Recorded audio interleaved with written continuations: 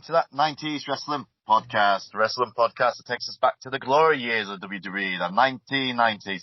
I'm your host, James Tunstall. Joining me once again from the Back Productions, Kevin. How you doing, Kevin? I'm doing pretty fantastic today, James. How you doing? Doing very good. The move has been completed, and I'm very excited today because we're kind of doing a podcast, but today we're actually doing our very first episode for the YouTube channel, and I couldn't think of a better topic to discuss than last night's match at Backlash, the greatest match ever between Edge and Randy Orton. Of all time. So there was a lot of hype going to this match, and me and you today is going to talk over the match and see if it lived up to the hype, and if it is the greatest match ever, or possibly one of the greatest matches ever, or just, was it a dud? Yeah, it was very interesting when they had that tagline attached to it. I mean, first of all, you knew when you saw that, and it was these two geezers, that it's like, okay, well, this probably won't be the greatest match of all time. It's clearly just, it's like an old promotion. It's like, man, we're going to have the greatest match of all time and come get your tickets, It felt like that's what the point of it was, and I guess we'll talk about whether or not it actually lived up to those expectations, but I didn't take it very literally, even though I expected it to be good, right? Yeah, same here, because it's like, can it be the greatest match ever? If anything, I think it was a great promotional tool, because I would imagine there was a lot of people who checked it out just to see if it actually was, or there might have been a lot of people, like say a lot of WWE haters who was hoping to tune in to actually see the match fail so that they could probably just shit on it. Mm-hmm. So I think, promotional wise, I think it's done its job, and obviously we'll go over it to see if it actually lived up to the billing. But yeah, obviously, I suppose, going the backstory for it, Edge, obviously after 9 years out with a big, massive neck injury, and came back at the Royal Rumble 2020, where him and Orton started teaming up during it, and then he turned on Orton, eliminated him, and my favourite part was when after he eliminated Orton was like, yeah, he's like pissed off. I found that hilarious, and next night they had a chat into the ring. It was really emotional, and then obviously Randy Orton went batshit crazy on him and tried to paralyze him again. Yeah, they had a good program so far. They had a match. It was really good, and the two of them are really good friends in real life, and they've always, Edge and Christian, when they had the podcast, they always said about Randy Orton, they said Randy doesn't even know how good he is. They said he is so good, but he doesn't even know it. Yeah, and, I mean, it sounds like, it looks like lately that he's starting to know it. I mean, especially when he gives these talks, that a lot of people interpret as really demeaning to talent in NXT. When he gives these talks about the dangerous things that he thinks they do just to do it. He's like, listen, I've been doing this for, I forget what he says, like 20 years or 30 years or something. And he said, and guess what? I know how to work so that I'm going to be doing it until I'm 50. And it sounded like he was making himself, he was feeling himself a little bit. So maybe he's starting to get it. But I got to tell you, Randy Orton, the person, is really making me happy lately. I love what's coming out of his mouth. Yeah, and like, me and you, like, we do like some similar things, but I know you're a fan of like the flippy stuff, like from the Young Bucks and stuff like that. Yeah, I mean, I like a lot of stuff. I mean, I certainly am not going to reject any of it. I'm outrageously annoyed that Ricochet isn't pushed to an obscene level, because I don't know who's more entertaining than that guy in the ring. Like in WWE, I mean, there's a lot of great wrestlers, some that I would argue are better, but man, to a general audience, how cool does he look? Yeah, like, he does look cool to general audience. To me personally, I'm not a fan of the flippy stuff. I like having the cruiser, but I'm more mat based, but that's probably because a lot of British fans like myself, we do appreciate chain wrestling a lot and British strong style and stuff like that. So it might be just in my DNA just to be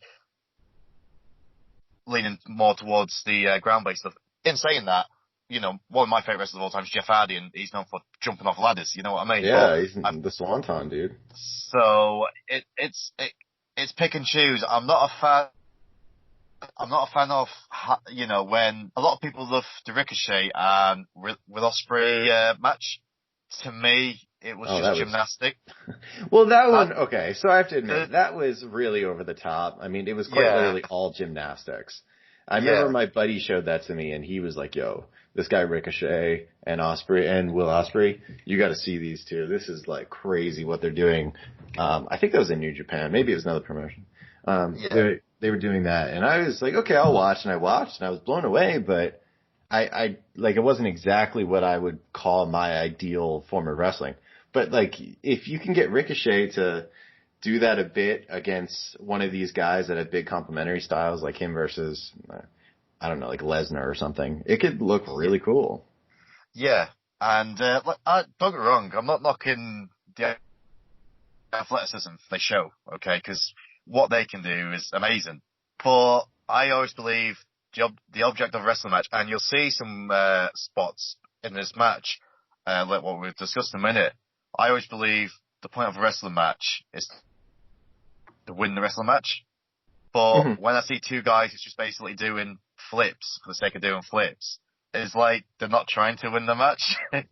So that's just me. I think I'm too old school, to be fair. So that's probably just me. I would say so. I mean, because, like, you know, it's World Wrestling Entertainment, and the entertainment's a big piece, man. Yeah, so, like I say, it's all subjective as well, so each to their own. So I'm not gonna knock it. If other people enjoys it, I'm not gonna say to them people, oh, you can't enjoy it. What someone loves, that's what they love. What I like, that's what I like. So I'm not gonna knock it. It's just that a lot of that stuff ain't for me. Whereas in, say, this match, even though I loved it, it might not be for the next person. So it's wrestling's subjective to a lot of people, and that's with the tagline as well, greatest match ever. There's no definitive answer for what the greatest match ever is, because it's all subjective. Some people might say Ric Flair against Ricky Steamboat in WCW. Some people might say Steamboat against Savage. Some people might say Austin versus Bret Hart. Some people might say Undertaker versus Shawn Michaels, or Kenny Omega v Okada. There is no definitive answer because it's all subjective. Yeah, totally. And but that's why it's so even more, you know, a tagline for a promotion. I mean, it's clearly, and because when you say that, there's a lot of weight behind that statement. You have, like I think you mentioned earlier, there's a lot of people that are going to show up and watch just so they could go, that's not the greatest ever, but they still went and watched. Yeah. So. And that's all that really matters. So yeah, I mean, put pressure on the two guys, but it worked out. So. Yeah, so, but yeah, the backstory, as we were saying, and there was, Edge defeated Orton in the last man standing match at Mania, which wasn't quite well received. There was parts what was boring, but it was too long. Well, it's funny because this match is just as long, but it just felt so different. But yeah, so Orton came back like a month later and challenged Edge just to a pure wrestling match and just basically goaded them into it, and Edge delivered the promo where Edge is, you know, has always been a massive wrestling fan, and he said to Orton, you've just coasted your way through it, not caring. And Orton was like, yeah, I did. I've just coasted myself through a 20-year career. I didn't even have to try that hard, and I'm still more successful than you'll ever be. And it was so good how he delivered it. And he was like, imagine if I did try, how good I would be. And it was great. So the promos leading up to it was great, and the story was built basically. And we the last couple of weeks, like on SmackDown Raw, we saw little quick promos by the likes of Ric Flair, Angle, Christian, Triple H, Shawn Michaels, saying, "Will it be the greatest wrestling match of all time?" Well, what they said was, all I'm saying is, if there's two wrestlers what can do it, it's Edge and Randy Orton. So. Yeah, it was great. So we get to the start of the match. So Orton's out first, followed by Edge. And the beginning, I absolutely loved. Lights went down, the MSG mic came down, and then there was the voice of Howard Finkel. Yeah, that was really cool. It's nice to hear that. Because, you know, obviously they mess with the sound effects during this match more than probably any other than, I guess, the Bray Wyatt Cena match. And there's a lot of conflicting points, but I thought the Finkel thing was good. I'll never hate on seeing Howard Finkel or hearing Howard Finkel. Yeah, I loved it. A lot of people said it was disrespectful. I'm like, no, it's paying homage to him. I absolutely loved it. And disrespectful. Yeah. What are they even talking about? I think people's just trying to say, oh, you're just ripping it out just to promote your show. It's shit, like I said, it's just people just shitting on WWE for the sake of shitting on the WWE. So there's people's out there. But yeah, Charles Robinson, and it's the one thing I've always forgot to mention to you on the podcast. What do you prefer, the zebra stripes or the old blue shirts for the referees? Yeah, the regular ref stripes. I mean, I know old blue shirts sounds kind of fun, but nah. Yeah. I like the zebras, but I like the old blue shirt. And like I said, when the MSG mic came down, you heard Finkel and like Charles Robinson, who's the referee for tonight, he's wearing a blue shirt. Or just quoted down. I thought, wow, this feels like proper, like very, very early WWF, like late 80s sort of thing. So yeah, and what do you call it? We get the introductions, and yeah, match starts. Collar and elbow tie up to start things off with some different camera angles used as we get in through the matches. And yeah, it was nice to see like some old moves, just like hip tosses by Edge, and him just doing like head blocks and just basically feeling each other out, just like at the start of the match, and taking their time. And the story of the match, as it was going through, was that Orton was just that one step quicker than Edge. Yeah. And every time he seemed to just get out of a move, or if he was one step quicker to get a move on Edge, Orton would just smile because he knew he was that bit quicker. And Edge, as the match went on, in his face, you could just see him getting more and more frustrated as it went on. Oh yeah. They were definitely playing on the fact that Edge had been out of the game for a while and he was a little bit older and stuff like that. So, I mean, that was pretty apparent. So I thought that was well how they incorporated it and kind of weaved it into the whole story.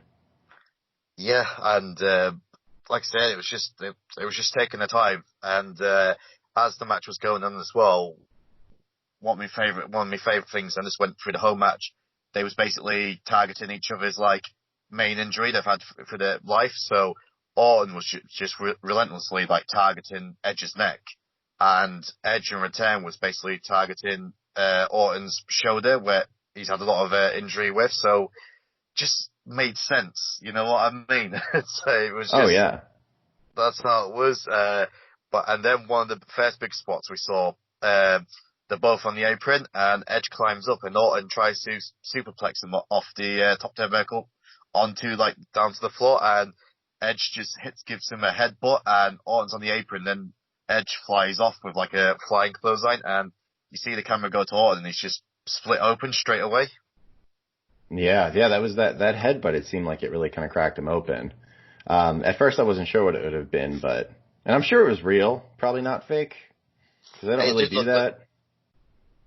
Yeah, it did look legit, like he went hard way, and the way it was, like it looked like it was right above like his eyebrow, or around about that bit, so that's where it started bleeding. So it looked like it was an actual, like, went hard way, and that's what it was. But if anything, it made the match even more, just because this is a blood feud between the two, so you're expecting a bit of blood. Yes, absolutely. I mean, there's a lot of emotion in this match for sure. They made it very clear. And the person who sold it the most, for me, which isn't shocking, is Edge. His facial gestures were really, really expressive throughout the whole match, and I was impressed. I mean, that's nothing new for Edge, but still, it was very cool to see. Yeah, it was just good. And after that happened, like Edge basically takes control of the match, and he manages to lock in the crippler crossface, but Orton just about makes it to the rope.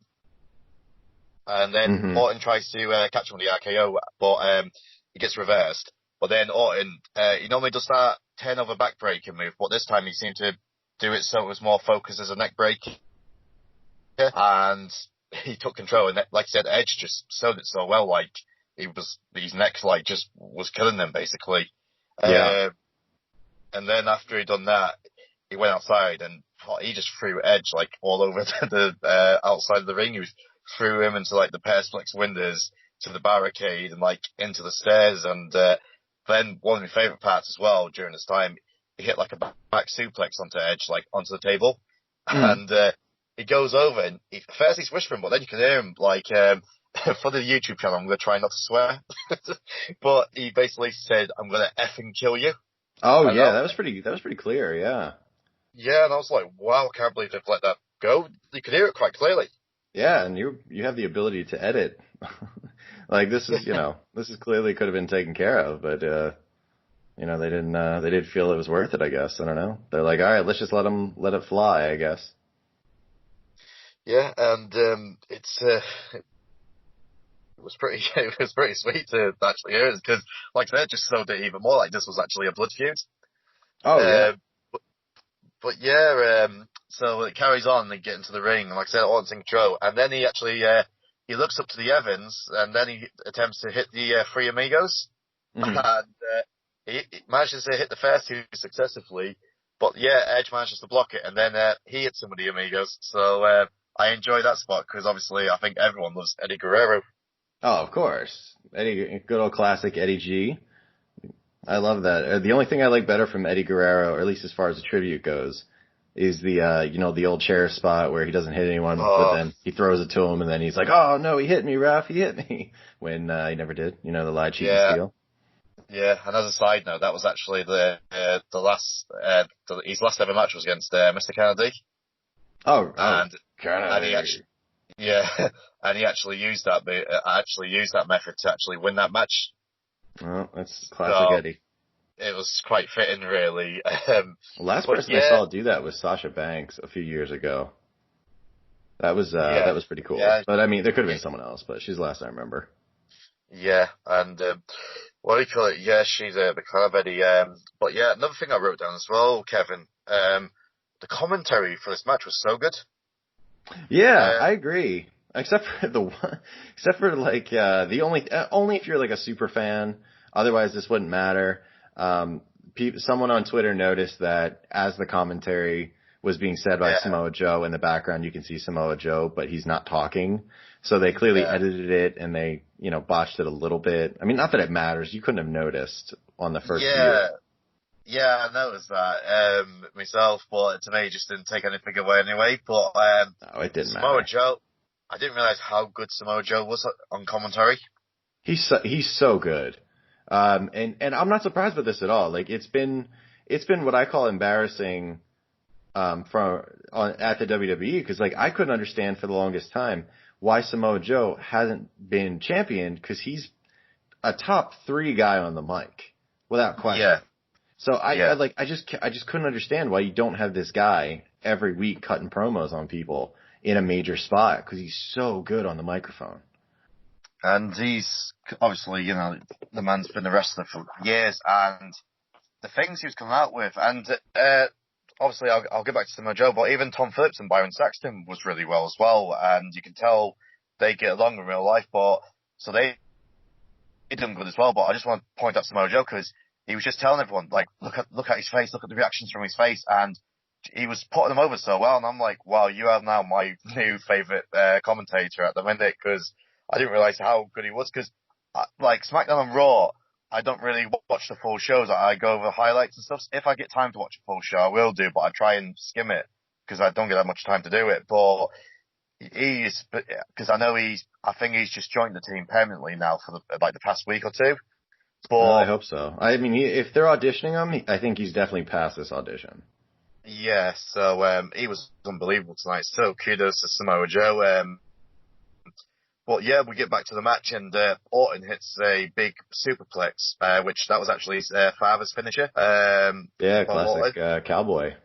Cowboy. That gets a 2 count, and then Orton goes for the DDT off the apron. Well, it's more closer to the turnbuckle, but still off the middle rope. But Edge manages to reverse and hits a execution for 2 count. So it was nice to see him pull out the execution again, because I haven't seen him hit that for a long time.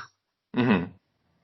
Yeah, he certainly didn't during the Last Man Standing match. At least I don't recall it. Yeah, and then Edge he tries to get the crossface again. Then Orton turns it into like an Olympic slam, and that gets a 2 count as well. Mm-hmm. Yeah, there's a weird time where they started just doing a bunch of finishers of other people. Yeah, and we see a sequence now.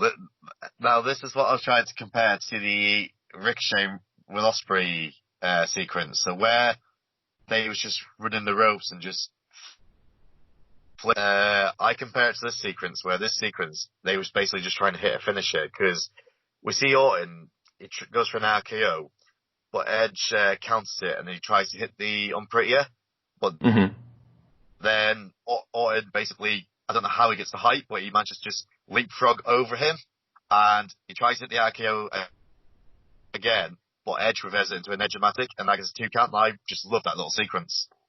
Oh yeah, that was a really good one. I mean, it's not surprising. They're both very athletic guys.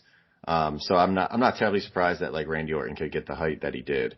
Yeah. But this is one of those matches, I think, where it basically is reminding people who have been WWE fans that feel kind of jaded by having these veterans around like Randy Orton and are tired of them.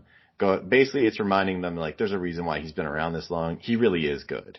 Like he can really answer the bell for a main event at any time, even if you don't necessarily want him to. And this is a good reminder of that, and obviously that Edge can still go. So that was pretty huge, just to prove that they can both be main event talents, even though I'm sure Edge only has a few years left, if anything. Yeah. And next we see Edge, he sets up for a spear attempt, but Orton leapfrogs him again, and he goes for his quick power slam, but Edge does catch him with the Unprettier this time, but that gets a 2 count as well. So, so now we're getting to the point where they're just basically just trying to get the win now. But then Orton, he hits the pedigree, which was a bit of a shock. They mentioned that it's his mentor, Triple H, which is kind of funny considering, I mean, I guess he was his mentor during the Authority storyline, but they had like a pretty big feud at one point, so. Yeah. Well, even back in the Evolution, like he was that made Randy Orton when he was in Evolution. Yeah. But obviously, you wasn't watching WWE at that time, so you would have missed all of that, I suppose. I did. Well, okay, I wasn't watching Evolution at that time, but actually, as I was making that comment, I for some reason completely discounted the fact that Randy, well, he didn't come in as Evolution, but pretty much came in just for and made it big in Evolution with Triple H. Yeah. He was the future and Triple H was the present. Well, that's Batista was the future too, but whatever. Yeah. And straight after that, Edge hits a rock bottom on Orton for a 2 count as well, and he actually hits a pretty sweet rock bottom as well, to be fair. Yeah, I was like, a rock bottom? Like, that's happening? But I was like, I don't get it, but okay. I mean, hey, I like The Rock, and I like you, so okay. If they put him in a sharpshooter, I wouldn't have freaked out about that, or someone did a stinger splash, so I guess there's no reason to get upset. Real quick, I wanted to say this because I forgot to say it in the open. I was surprised when I heard the original music for this pay-per-view. I got really excited because I'm a fan of the musical The Greatest Showman, and I realized that the song is from The Greatest Showman. I was like, damn, I can't believe I can actually cross The Greatest Showman and wrestling into my life at the same time. I think that's so weird, but it's one of the best themes they've had in a long time. I only wish they used it for WrestleMania, but I think Panic at the Disco actually sung this version. They did, yeah. And it's a legitimate band that people have actually heard of too. So it was good, to be honest. And when he was doing the promos with the song in the background, it went really well. So to say it's from a musical, which I enjoyed, Great Showman as well. I do love that film. So they've done it really good. One of my favourite spots as well, what they've done. They go for like the backslide pin, which you never see anymore. And Edge basically gets his foot and kicks out Orton's knees just to get him over for the pin attempt. Well, that gets a 2 count. And then Edge just tries to get pins all the time now. He does 2 back-to-back pin attempts. Both gets 2 counts. And then out of nowhere, Orton hits the RKO, but that gets a 2 counts. Yeah, there's a lot of false finishes that it was paced out so well too. And most of the time I didn't believe it was the end, even though it kind of made sense. So I questioned myself a little bit, but then there were many times where I was like, I think this may be it actually, damn. And so they did a good job at kind of fooling me, I guess you could say. Yeah, and what next? Orton goes for a punt attempt, but gets caught by a spear by Edge, and then Edge hits another spear, and yeah, that gets a 2 count. That was the spot where I thought, well, he's hit 2 spears, he's definitely got this, but it was another 2 count. I was like, oh my god, it's still going. Oh yeah, I mean that. Yeah, there was a lot of the spear when he had 2 in a row. I was like, yeah, that's pretty much it. Because usually when you get 2 spears, you're probably done. And by that point, I can't remember how long the match had been going, but it had been going for quite a while. So, you know, I fully believe that it was probably done. Yeah, and Edge goes Irish whip. Orton's the corner, but Orton reverses it. Then Edge goes for a reverse crossbody from the corner, but Orton hits him with a RKO in midair, and that gets a 2 count as well. And Orton's like, "What do I have to do?" And he goes to pick Edge up from the mat, but Edge catches him in his new submission. I think it's called the Anti-Venom, and yeah, I couldn't tell if it was called the Anti-Venom or they were saying it's Randy Orton's Anti-Venom because the whole Viper thing. So I wasn't sure exactly what it was, if I heard that wrong too. Yeah, I think Christian actually just gave it its name like a few days beforehand on SmackDown. Oh.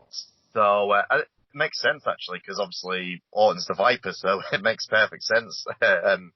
But yeah, Edge catches him with the Anti-Venom finisher. But the referee's behind Orton, and Orton knees Edge low, and while he's on the floor, Orton just runs, hits the punt, and 1, 2, 3, and Orton wins the match. And as Edge is led out on the floor, like selling it really well, like he can't move, Orton basically crawls down to him and says, it's time for him to go home and tell his kids that Uncle Randy said hi. And Edge reviews his medical attention and the stretcher, and Orton's on top of the ramp and show Face of Black, and that was just the end of the match. What do you think? That was some serious psychological stuff there at the end, and that's where some of these guys, man, they're just so good. Like that idea, like him whispering into Edge's ears like that. I mean, that's like the extra touch that a lot of guys, I guess, or a lot of wrestlers you assume could do and pull off, but it's just not that easy. So that was a nice touch to finally end it. But overall, it was really good. It was, I wrote down the numbers. It was about 44 minutes and 46 seconds, the entire match, which pretty good considering the age of the two competitors. Obviously, particularly Edge, who's, he's coming off of this neck surgeries that, supposedly was supposed to end his career. So that's pretty impressive. Edge knows how to make it into a true theatrical performance, I think. Like I mentioned earlier about his facial gestures, it makes me believe everything he does, it's like poetry in motion, as a performer. And Randy Orton, again, he can do everything. Physically, he can do whatever you want. He's got enough special moves that makes every match interesting. The blood added to it. They did one thing that I've wanted, more matches to do, but mind you, I haven't been watching regularly, the regular, product. The one thing that they've been doing that I've wanted to see more of is utilize the boards that are based around there for basically for protection. I've wanted to see more talents use those in matches. So there was a bit of time where they started to do that, and I really like that. What did you think? It makes such a good sound. My thoughts on the match. I'm keeping it PG for the YouTube channel, but I effing love this match. I thought it was great. I'm being a bit biased because Edge and Orton are both in my top 10, maybe top 5. Orton's always been in my top 5, but Edge is probably just on the cusp of my top 5. Mm-hmm. So when I've got two of my all-time favourites in the match, you said yourself it was 44 minutes. It didn't feel like it was 43 minutes. It did not drag. Everything was put in place. I loved how it ended. Because Orton, even though Orton to begin with was out wrestling him and was that one step quicker, Edge started taking control. And Orton, after hitting multiple RKOs, and he had to resort to basically cheating, hit him with a low blow to win the match. It was perfect. And the punt, as far as I know, Kevin, I don't think anyone's ever kicked out the punt. I think it's got 100% success rate. Really? Yeah, it's one of them moves what's never been kicked out of. And I remember, like, this has been a long time since I looked at the stats, but I remember a couple of years ago I kept track of how the finishers and how effective they were. Although I don't know if the pun is considered a finisher or just like a signature move. But it was it was his finisher for a while when he was with like Legacy and he was going through his psychotic kind of like mentally disturbed like era of what he was doing. But then WWE banned it because it was like it's kind of like how they banned the stomp.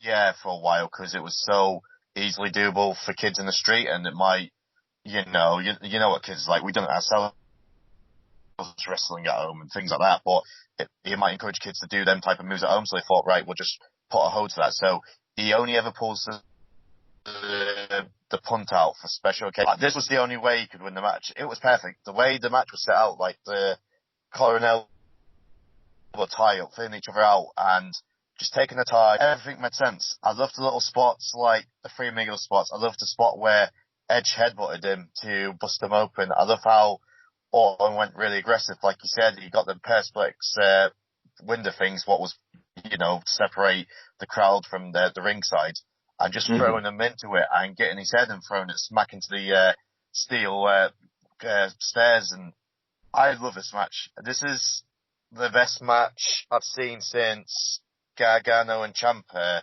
take over the unsanctioned match. That was a pretty good one. And I think this tops that. This is pretty high on my list. It's the best match Orton's ever had, and I think it's the best match Edge is possible. For a singles match, it's definitely Edge's best match. My favourite Edge match is probably the TLC 2 at WrestleMania X7. Because to me that's a special match.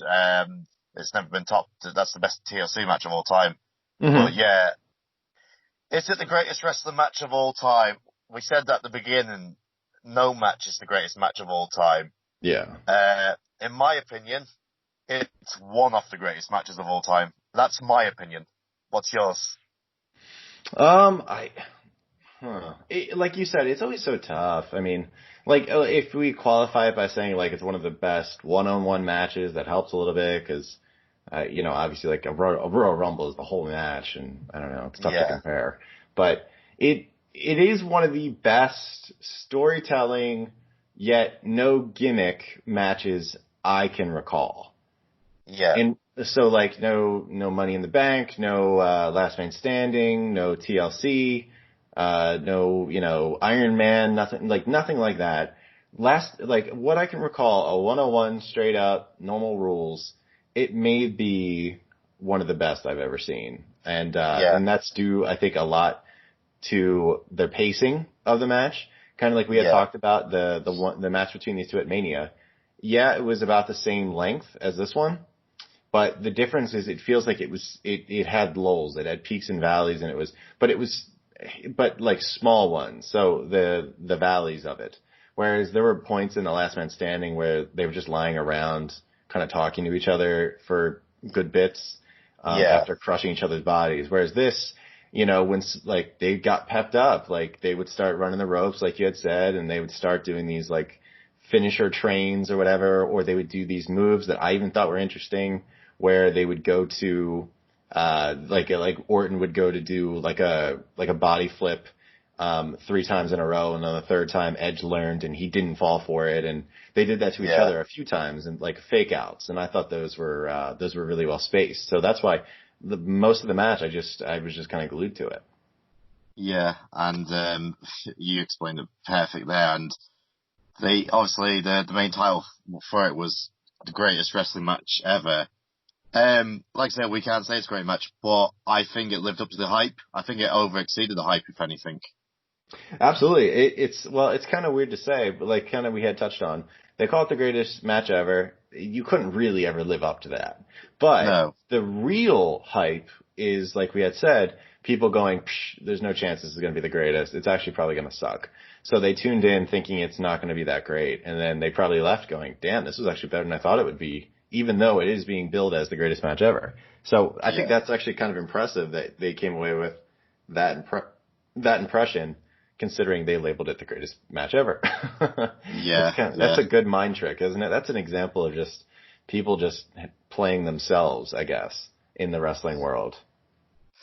Unfortunately, there was a bit of bad news coming out of the match. Apparently, Edge actually got injured. He tore his, I think it was his pectoral muscle. And I think it was his tricep.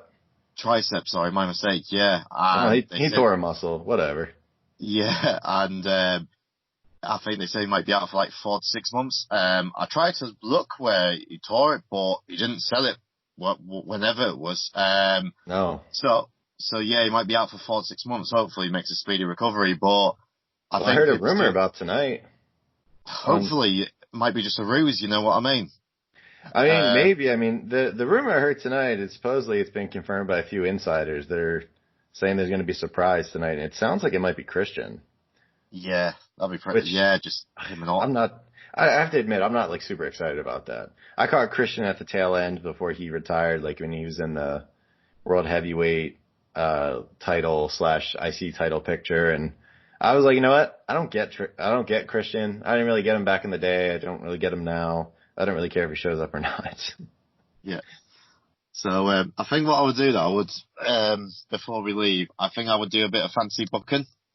Which is always fun. So obviously now, after Mania and after Backlash, Orton and Edge is at one apiece. So we need that rubber match. Now, my fancy booking would be if, say, and it would be perfect, Christian comes back tonight. Him and Orton feuds for the next pay-per-view or two. And have McIntyre stay as champion and have Orton take the belt off McIntyre at SummerSlam. Have Orton keep the belt, because I would say Orton's the top heel at the minute in the company. Really? I would say so. Who would you say is top heel? It's pretty hard to argue. Well, I'm thinking to myself, it's pretty hard to argue that. Yeah, I know they're pushing Lashley as a contender for McIntyre, but I say who the best heel in the company is, hands down, it's Orton. Well, Seth's pretty big. Seth, yeah, I'm enjoying Seth's away now, I guess. But he's had his title shot, like, at the last pay-per-view. Yeah, I mean, well, I'm not arguing that. I guess I'm just thinking of pure heel. I mean, he's pretty annoying when he gets going. Yeah. And I would say Sami Zayn, but Zayn I think is spending time away. He's not going to wrestle during all this, so. But yeah, I mean, it's not like he's in the title picture. I'm just literally commenting on who's a great heel. Yeah. Well, okay. I can go with your premise. Yeah. Yeah. So I'm thinking, have Orton take the title off McIntyre at SummerSlam or maybe Night of Champions. Have Orton basically keep it till Rumble, and people might think it's predictable, but I would still keep it on Orton. Have Edge come back, maybe win the Rumble, and have the two of them face off each other at WrestleMania for the title. I don't know, cage match, ladder match, maybe something like that. Or even another singles match, but I don't think they would do another singles match. I think the final match, if they do decide to do it, would have to have some sort of a gimmick.